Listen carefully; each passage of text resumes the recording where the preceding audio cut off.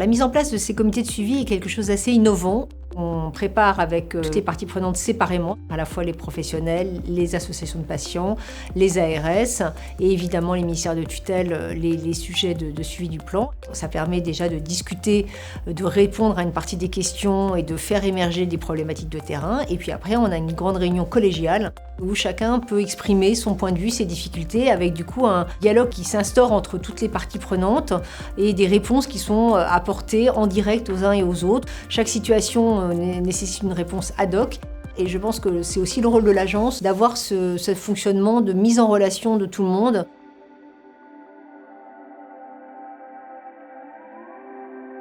Ce sont les agences régionales de santé qui sont chargées de l'organisation des soins sur un territoire et donc c'est elles qui peuvent nous aider, en lien évidemment étroit avec les services de l'agence, à trouver des solutions avec les directions de CHU.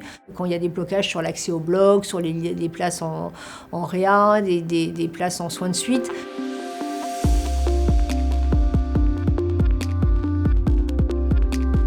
En 2023, on a atteint nos objectifs sur la partie greffe d'organes tissus grâce à la mobilisation de tous. On est dans les couloirs de croissance, on a réalisé 5600 greffes environ.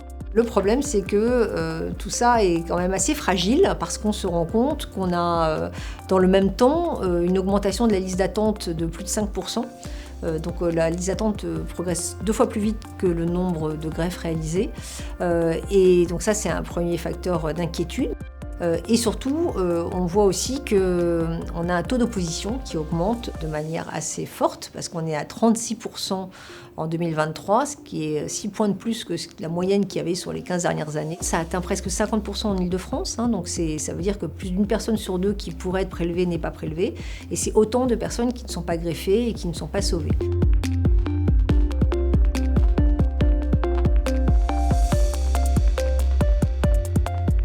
On a doublé le nombre d'audits des coordinations hospitalières de prélèvement.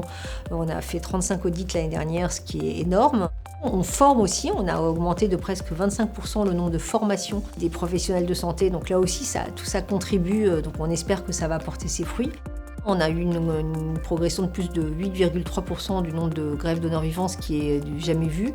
On est à 16% maintenant de greffes rénales issues de donneurs vivants, alors qu'on a un objectif de 20% en fin de plan. Donc il va falloir continuer sur cette lancée.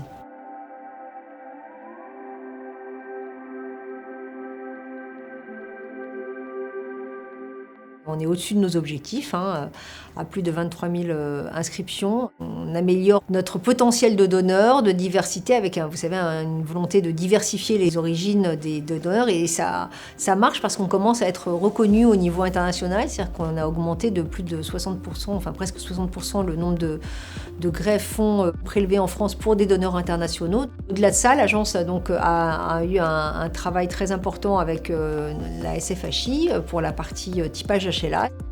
On a aussi eu des groupes de travail sur le suivi des donneurs. Puis on a un projet de créer une banque publique d'IPS avec l'Établissement français du sang.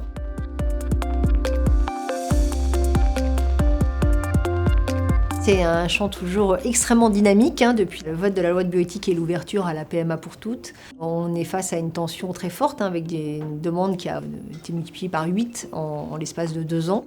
On a notamment lancé un groupe de travail sur la fluidification des parcours. Le président de la République a annoncé un plan de lutte contre l'infertilité. On va évidemment proposer les solutions issues de ce groupe de travail pour alimenter les réflexions lancées dans ce cadre de ce plan pour pouvoir éventuellement proposer des réponses concrètes et des solutions permettant de fluidifier les parcours. On a créé le répertoire des donneurs qui était prévu dans la loi, qui est maintenant effectif. Et puis côté génétique, c'est pareil. On a travaillé beaucoup aux derniers textes d'application de la loi de bioéthique qui sont enfin sortis le 31 décembre 2023. On va sans doute aussi voir potentiellement des nouvelles missions pour l'agence parce qu'on voit bien que c'est un secteur qui va avoir besoin de structuration, de pilotage, d'accompagnement des professionnels, comme on le fait dans les autres activités.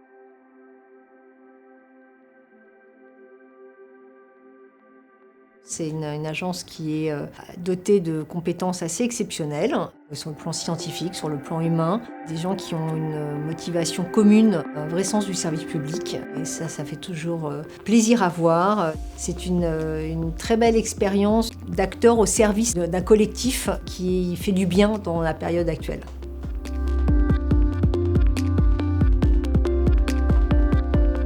On a beaucoup de sujets devant nous en matière d'AMP, parce qu'il va y avoir ce plan infertilité sur lequel l'agence va être mise à contribution.